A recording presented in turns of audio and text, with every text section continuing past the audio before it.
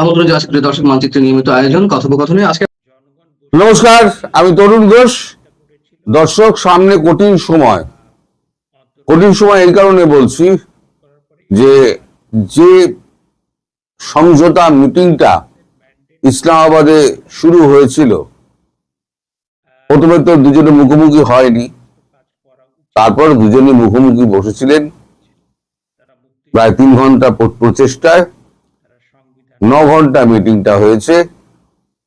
এখন এই 9 ঘন্টা মিটিং এ যেটা সমাধান সূত্র তো কিচ্ছু বেরোয়নি, মানে ইউএস আর ইরানের মধ্যে। ইরানের পক্ষে উপস্থিত ছিলেন বিদেশমন্ত্রী আরাগাচি, উল্লেখযোগ্য উপস্থিতির কথা বলছি, আর এদিকে ইউএস এর হয়ে উপস্থিত ছিলেন উল্লেখযোগ্যভাবে উইসকফট, বিদেশ ওদের প্রতিরক্ষা মন্ত্রী, এবং ভাইস প্রেসিডেন্ট জেডি ভান্স। মানে কথাবার্তা এত উত্তপ্ত হয়ে ওঠে শেষ পর্যন্ত এই শান্তি বৈঠক কলার ধরে টানাটানির জায়গায় পৌঁছে যায়। দুজন আরাগাচি অভিযোগ করেন, আপনারা মালিকের মতো ব্যবহার করছেন, আপনারা দুনিয়ার মালিক হয়ে যাননি যে আপনাদের কথায় দুনিয়া উঠবে আর বসবে। আপনারা আমাদেরকে আঘাত করেছেন, প্রত্যুৎঘাতের জন্য আপনারা প্রস্তুত হয়ে থাকুন। তখন উইসকফট, শোনা যাচ্ছে যা কাগজে বেরিয়েছে, উইসকফট তখন বলেছেন, আমরা ইরানকে ধ্বংস করে দেবো, প্রাচীন সভ্যতায় ফিরিয়ে দেব।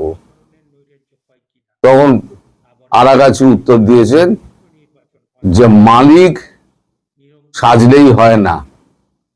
ভৃত্য যখন মালিককে মনে করে যে ভৃত্য তাকে আগা পাঁচতলা পেটাবে, তাহলে ভৃত্য কেমন করে পেটাতে হয় সেটা পেটাতে জানে বলে একেবারে খাপাত করে একেবারে উইসকফটের কলার ধরে টানাটানি, শুটের এই ধরে টানাটানি।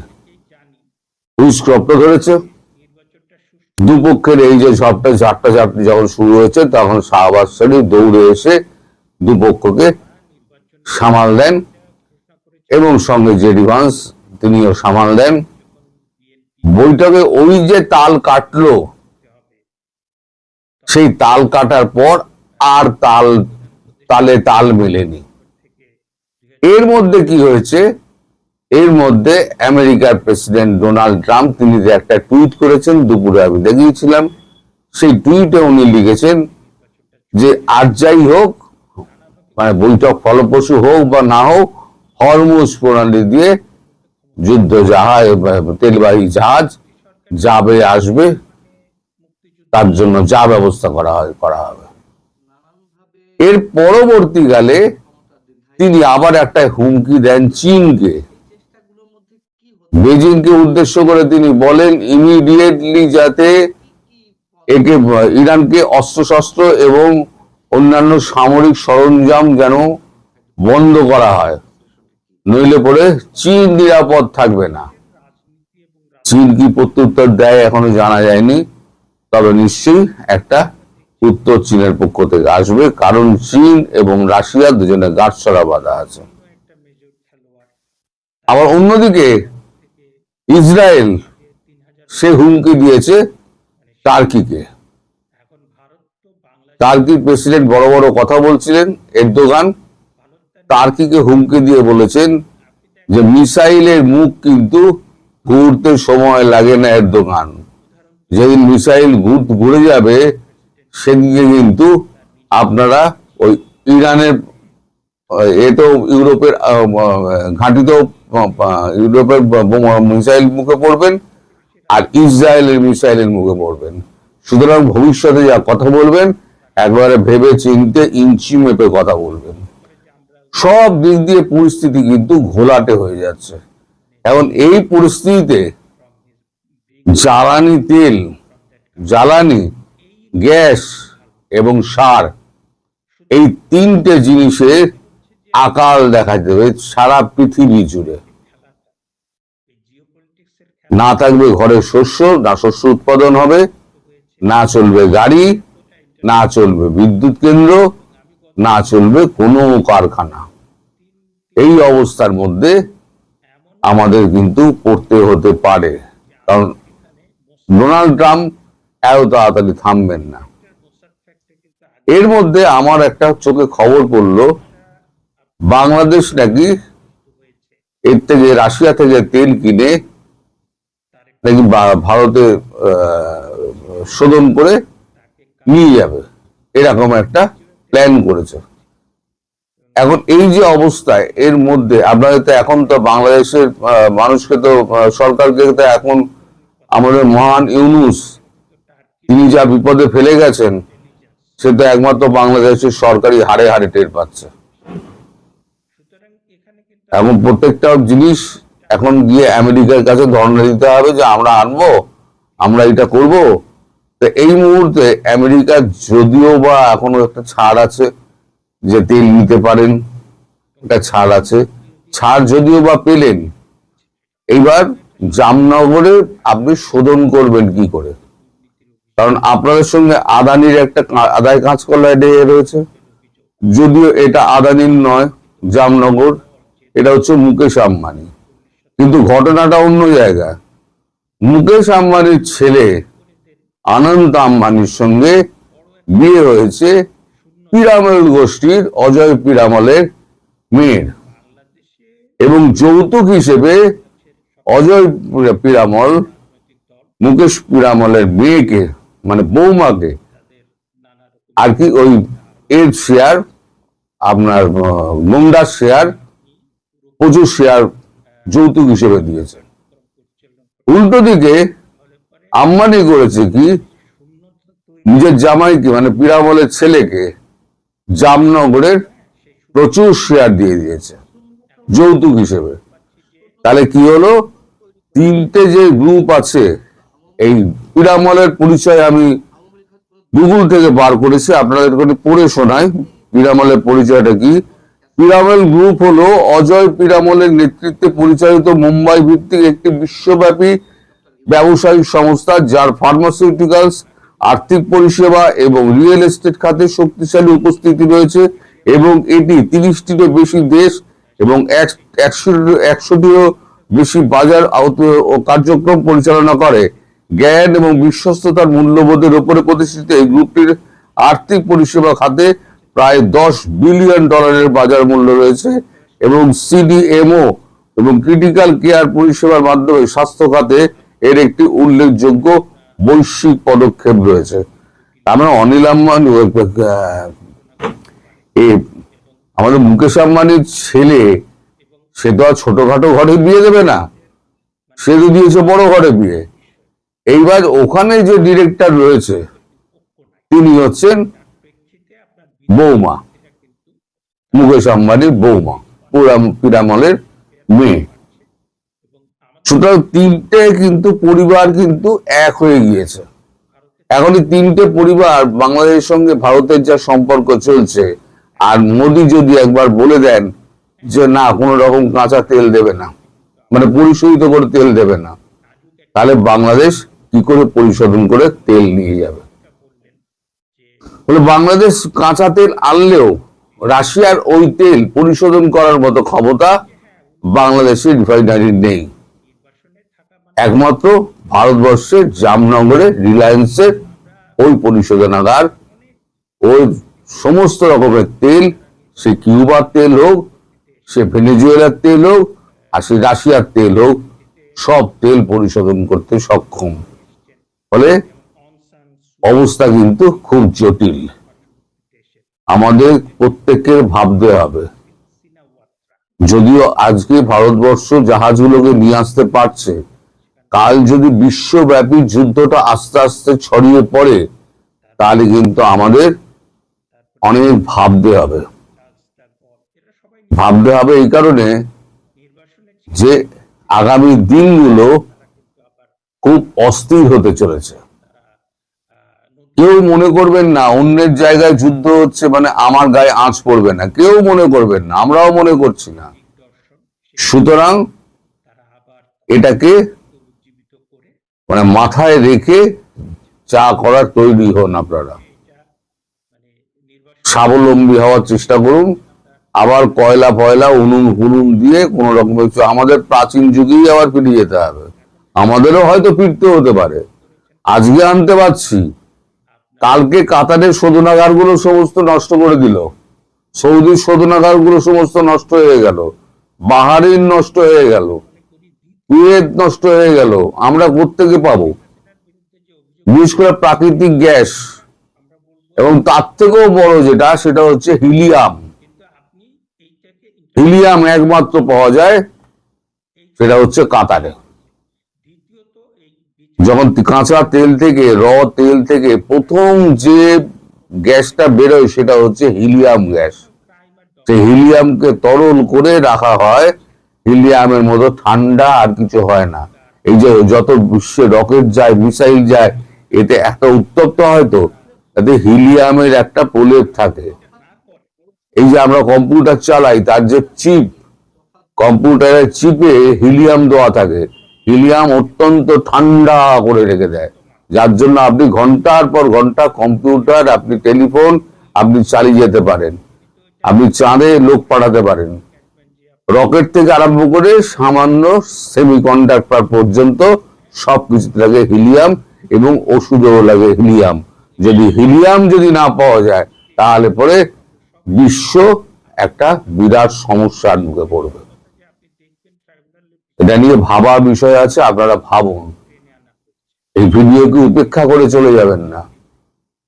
নিজেদের সর্বনাশটা কি হতে যাচ্ছে নিজেরা ভাবুন। আসসালামু আলাইকুম রহমতুল্লাহি ওয়া বারাকাতুহু। সম্মানিত দর্শক, মধ্যপ্রাচ্যের যে সংঘাত, এটি ক্রমশ জটিল থেকে জটিলতর হচ্ছে। ইরান, আমেরিকা এবং ইসরায়েলের যে যুদ্ধ, এটাও দীর্ঘতর হচ্ছে। যুদ্ধ বন্ধ হওয়ার যে একটা আশাবাদ আমরা দেখছিলাম, নানা কারণে এটি বন্ধ হয়ে যাওয়ার সম্ভাবনা দেখা দিয়েছে। আপনারা জানেন যে আমেরিকাতে ডোনাল্ড ট্রাম্প এবং তার স্ত্রী মেলানিয়া দুজনই একটি একেবারে কুখ্যাত যৌন কেলেঙ্কারির সঙ্গে তারা দুজনে জড়িত হয়ে পড়েছেন। আপনারা সবাই জানেন যে অ্যাপস্টেইন নামক একজন যৌন দানব, যিনি অল্প বয়স্ক মেয়েদেরকে সারা দুনিয়া থেকে এনে, বিভিন্ন সুন্দরী মেয়েদেরকে এনে, তারপর তার যে রিসোর্ট আছে, বিভিন্ন জায়গাতে আছে, সেখানে বিভিন্ন রকম মেলা মেলাতেন এবং ওখানে পৃথিবীর ক্ষমতাধর লোকদেরকে দাওয়াত করে তারপর তাদেরকে সেই নারী উপহার দিতেন। অনেক সময় সেই তরুণীদেরকে মেরে ফেলা হতো, তাদের উপর যৌন নির্যাতন করা হতো, এবং একই সঙ্গে ওই যে সেক্স ট্রেড, যৌনকে তাকে ব্যবহার করে তিনি অর্থনীতি নিয়ন্ত্রণ করতেন, রাজনীতি নিয়ন্ত্রণ করতেন, এবং ওখানে অনেকগুলো বড় বড় ডিল হতো। এই লোকটির বিচার চলছিল, সেই লোকটি মারা গেছেন, কিন্তু তার যে কর্মকাণ্ড, সেই কর্মকাণ্ড নিয়ে তার অফিসের সঙ্গে বিভিন্ন যে নথিপত্র ছিল, ফাইলপত্র ছিল, সেই সকল ফাইলপত্র সাম্প্রতিক সময় মার্কিন যুক্তরাষ্ট্রের বিচার বিভাগ সেটা উন্মুক্ত করে দিয়েছে জনগণের জন্য। সেই ফাইলে বহুবার ডোনাল্ড ট্রাম্পের নাম আসছে, তার স্ত্রী মেলানিয়া ট্রাম্পের নাম আসছে, আমাদের বাংলাদেশের ডক্টর মোহাম্মদ ইউনূসের নামও আছে, বিল ক্লিন্টনের নাম আছে, তারপর সেখানে বিল গেটসের নাম আছে, আরও অনেক, জেফ বেজোস থেকে শুরু করে আরও অনেকের নাম আছে। এখন মেলানিয়া এবং ট্রাম্পের সম্পর্কে যে কথাগুলো আসে, সেটা হলো মেলানিয়ার সঙ্গে, মার্কিন ফার্স্ট লেডি, তার সঙ্গে অ্যাপস্টেইনের সরাসরি সম্পর্ক ছিল, সেক্সুয়াল রিলেশন ছিল। এটি মেলানিয়া সাম্প্রতিক সময় তিনি অস্বীকার করেছেন, কিন্তু অস্বীকার করার সঙ্গে সঙ্গে আবার এটা মানে ফ্রান্সের যে প্রেসিডেন্ট, তিনি ভিন্ন একটি মাধ্যমে একটি ছবি সারা দুনিয়াতে তিনি ভাইরাল করে দিয়েছেন, যেখানে দেখা যাচ্ছে মেলানিয়া এবং অ্যাপস্টেইন পরস্পরকে জড়িয়ে ধরে তারা ঠিক চুম্বন করছেন, বা যাকে বলা হয় যৌন উন্মাদনা দেখাচ্ছেন। বলা হয়ে থাকে যে অ্যাপস্টেইন ডোনাল্ড ট্রাম্পের যে নারী লিপ্সা রয়েছে, সেখানে সে ডোনাল্ড ট্রাম্পকে ব্যবহার করেছে, এবং তার যে নারী লিপ্সা, তার সঙ্গে অ্যাপস্টেইন কেলেঙ্কারির বহু নারীর সংযোগ রয়েছে, এবং তারই ধারাবাহিকতায় মেলানিয়ার সঙ্গে ডোনাল্ড ট্রাম্পের যে সম্পর্ক, প্রেম, ভালোবাসা ওই মাধ্যমে হয়েছে। এটা নিয়ে যখন মার্কিন যুক্তরাষ্ট্রে রীতিমতো তোলপাড়, বিচার যখন তুঙ্গে, ঠিক সেই সময়টাতে এই বিচারকে বিঘ্নিত করা মানুষের মনকে, মানে আমেরিকার জনগণের মনকে অন্যদিকে ধাবিত করার জন্য সে হঠাৎ করে ইরান আক্রমণ করে বসে। তো ইরানে আমেরিকার যে বিরোধ, সেই বিরোধ, স্বার্থ এর কোনোটাই সফলতার মুখ দেখেনি। বরং ডোনাল্ড ট্রাম্পের এই টোটাল প্রকল্পটা বুমেরাং হওয়ার পর সেই অ্যাপেস্টেন ফাইল আগে যেভাবে ছিল তার সেটা আরও মারাত্মক আকার ধারণ করেছে। এই যে মারাত্মক আকার ধারণ করেছে, এর সঙ্গে আমেরিকার সঙ্গে ন্যাটোর সম্পর্ক, আমেরিকার সঙ্গে ফ্রান্সের সম্পর্ক, আমেরিকার সঙ্গে স্পেনের সম্পর্ক সর্বনিম্ন পর্যায়ে পৌঁছে গেছে। বিশেষ করে ফ্রান্সের প্রেসিডেন্ট যিনি আছেন ইম্মানুয়েল ম্যাক্রো, তার সঙ্গে ডোনাল্ড ট্রাম্পের ব্যক্তিগত সম্পর্ক কাদা ছোঁড়াছুঁড়িতে পরিণত হয়েছে। ডোনাল্ড ট্রাম্প ফ্রান্সকে এই যুদ্ধে জড়াতে চেয়েছিল, ফ্রান্স এই যুদ্ধে জড়ায়নি। এই জন্য ব্যক্তিগতভাবে আক্রমণ করতে গিয়ে সে বলেছিল যে ম্যাক্রোকে তার স্ত্রী মারধর করে, ভীষণভাবে মারধর করে।